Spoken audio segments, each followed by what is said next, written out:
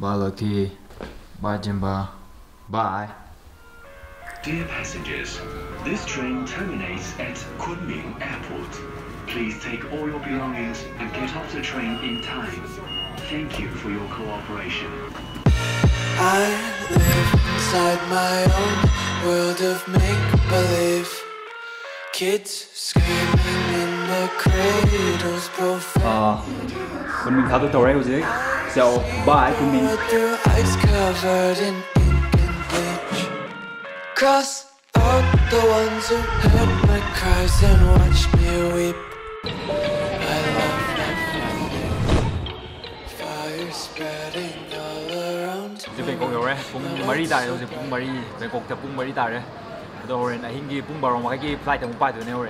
Kolkata ta. Kolkata dagi ahing danga mung ai ni morning bong ai ni hayeng aduga Kolkata to Imphal do sak cham la me do kai moi je Bangkok airport je kai phang do video ngora je aduga sana ba lor ge Bangkok airport ani lei aina hojik thung ni jina moi ge airport kha li ba do du ne anowa ju lei yam chaw om lei moi ge thì ai chụp Bangkok thì mà xin nào ăn mà ai chụp Bangkok lại chứ China cái Alipay chứ thì là work đâu vậy ai Alipay use tàu ra cái sang làm lâu rồi น้ำมันขึ้นอย่างเงี้ยทำยังไงอ่ะ project Choco Oreo bằng nghe ai Alipay use tàu ra lấy rồi China cái Alipay use tàu ra làm cái này rồi Alipay chứ Bangkok airport khi angang san phẩm ai phẩm thì nếu gì phẩm tao phăng rồi bỏ block lại phẩm Thai massage lại Thai massage nên mà mình sẽ đi đâu đó lại smoking room lại rồi đó ai đi chụp plug đấy ai bỏ plug này thì chỉ đó lại chỉ charge mi rồi pump mi nữa cái outfit jam phải gì cái airlines cái nào chứ bộ người ta sẽ lại Thai Lion mỗi cái Thailand cái flight này Thai Lion sẽ plug point lại cho là sẽ plug point cái này siêu plug point nhau rồi plug point nắm lên đấy ai trolley đi chắc là cái cha nó đây nằm thiên cái mấy chứ dinner em tao cái tao này cái cha gì kia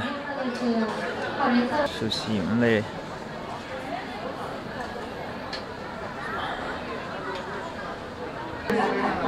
Sidi khoi na pi ka na cha ba du ni ne sidi the 200 baht pi ba sida in Indian currency the 400 more ang ni sidi ai ji kana ma cha na ba ma lo re aduga sige age Chinese card chiga tor ga pe tor ma ni okay ji lo re xiang lo kho la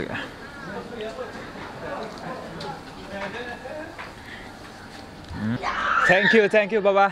Bạn sinh gì is the 45 baht pi sinh gì 45 baht means cái Indian rupees 90 rupees more ang ani si airport manung ngoi ba gi adu da sida dukan phamban nu pi do mana free da pi ri sinh gì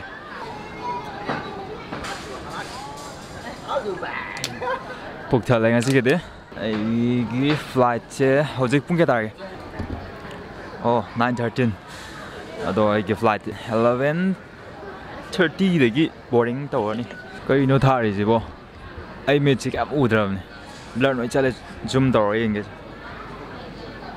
si no gidre วันนี้เพื่อความสะดวกและปลอดภัยแก่ผู้โดยสารทุกท่านแอร์เชียร์ใส่ใจมากกว่าที่เห็นเพราะทุกคนคือคนสำคัญขอบคุณค่ะ phát dây mấy cái luôn gì Your attention please. Okay. Asia is waiting for passenger name. Really? Miss Where are you? Get number 4. Here is Yagi, our station. The life has a zig. Manipuri, I have a malware. Yes, I know. Rampuri, Panpuri.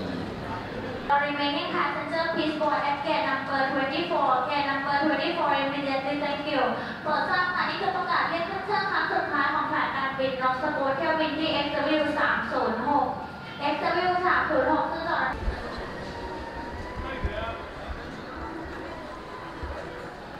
I get maka Ford ni ado escalator maka kumta ni trolley bubya roi ai bi alu gobi ga ma dre awi white coffee kai gi no mayang no masa jam thi je ma thak ta na lak trick lang ni no pi jing do scan dau de ni na WeChat ta ji jo si phone ka kin ji plug in yaw de ai laptop ta video edit tau ga da du ya ro je di now the Bangkok tha doctor second door There is a Thailand Airbus.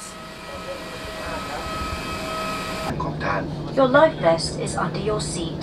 วิธีการใช้ให้สูงเข้าทางศีรษะปรับสายรัดด้านข้างให้ตึง To use Kolkata yore, hoje aqua water na aigi aram khorang ba ko ala. Sinu pi khai ji na khali ji kan. Ana phama coffee ngadang thake taraga moi sum pham jel lai.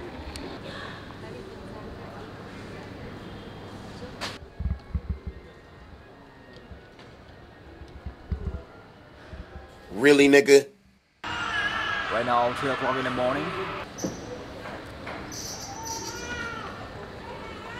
I question here, my thing, I follow for the thing of the Dugama, Homo Mola, Karama, Sumala, in a Salas from the Salay was Zule Hotema.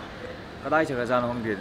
My 2 minutes, the Maggie with Kariame, I guess a so 2 minutes, I remember the Duga. Got item Sakazan from there. I reckon the Mabukang Trinkang on the palm line. My what a year, and the pretty Kangley, and I'm chops up the knee there. No.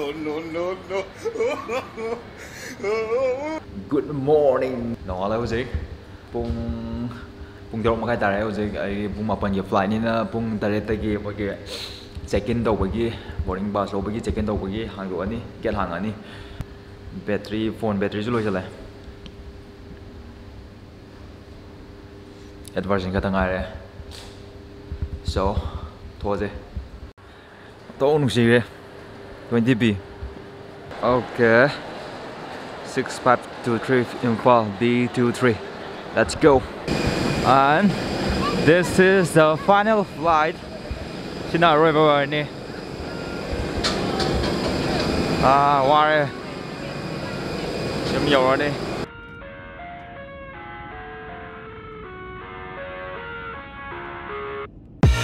I live inside my own world of make-believe. Kids screaming in their cradles, profanities. I see the world through ice covered in ink and bleach. Cross